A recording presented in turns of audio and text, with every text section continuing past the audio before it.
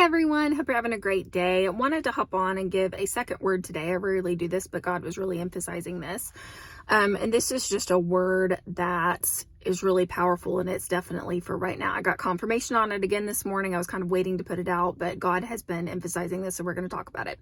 This is a season where God is wanting you to confront some things in your life. And I wanted to start off with my personal circumstance that I had to deal with recently with this. You know, God never wants you to be under control and manipulation by things that we don't deal with in our lives. Amen. That is just not his will over your life. And sometimes healthy confrontation, addressing things in your life, is necessary to move forward into the next stage that he has for you. And if you aren't careful, a lot of times you can let the devil manipulate you and cause you to stay in places that God never intended for you to stay in, just because you don't want to deal with a little bit of conflict and you don't want to address things in the spirit. Amen. And I'm going to tell you guys, I am the worst at this. I have been the worst in this in the past. I am not a very assertive person. I hate conflict. I like to be a peacemaker. That's just kind of my personality, kind of a thing. And God has really had to work on me in this over the last 5 years or so, I would say. I've gotten a lot more assertive in a nice way. And I've had to learn how to kind of stand up for myself a little bit more. Amen. And I really feel like this is a season where God's saying that things that you have brushed under the rug in the past, that's not your new identity anymore. And it doesn't make the stuff go away. You've got to learn how to address things in this season of your life. And God is giving there a grace to do that right now in this season. So my example of this, I've gotten multiple confirmations over the last few weeks. God is really harping on this particular subject, but my neighbors next door, we have assigned parking at my place, and we don't get very many parking spots. Like, they didn't plan it well at the place where I live. And we have 2 spaces total, right? And we can't park in another person's space, kind of a thing, or else it causes all kinds of stuff. And so we pay for 2 spaces, basically, is the way that it works. Well, my lovely neighbors decided one day that they were going to start parking in one of my spaces, which prevents me from being able to have friends over or whatever. And so I was furious. Like, I got really angry over this because boundary was crossed, kind of a thing. And I was just like, God, I don't know what to do about this, but it makes me mad. And I texted a couple friends and I was like, how do I approach this? I know this is silly, but like, I hate conflict. So this is like my life. Anyway, they were like, you need to go talk to them. You need to go talk to these people, and you need to tell them that you need to move their car out of your spot. And I was like, I don't want to do that. I've never talked to these people before, XYZ, and I just was so not wanting to do this. Like, I was just like, I hate this. I hate this. I hate this. I was telling God, I hate this. This is awkward. This is really hard for me. I don't want to have this conversation. And I was just working myself up over this, such a little silly thing, right? Like, it's not a big deal. You don't have to be ugly to people. And yet it was really hard for me. And God was like, you've got to deal with this. And I heard God tell me, he was like, you need to go talk to them. Don't report them.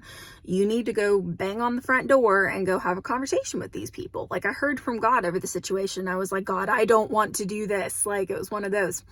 And so I finally got up the courage, and I just said, I don't have to feel like it. I just got to do it. I just told myself that. I was like, I'm not going to let my emotions win in this circumstance. Nothing within me felt like going to prance up on that door and tell these people to move their car. But I made myself do it, and I did it in a nice way. I knocked on the door and said, hey, I want to introduce myself. I'm your neighbor. Do you happen to know whose car this is? It's parked in my spot, XYZ. And sure enough, they moved the car. Amen. And I felt so much better after I did it. I still had some kind of residual feelings of, people pleasing going on, where I wanted them to like me, and I didn't like that was our first interaction or whatever. But God was saying, this is a season where you've got to quit letting circumstances walk all over you in the spirit. This is a season where he is causing you to address things that you have swept under the rug in the past.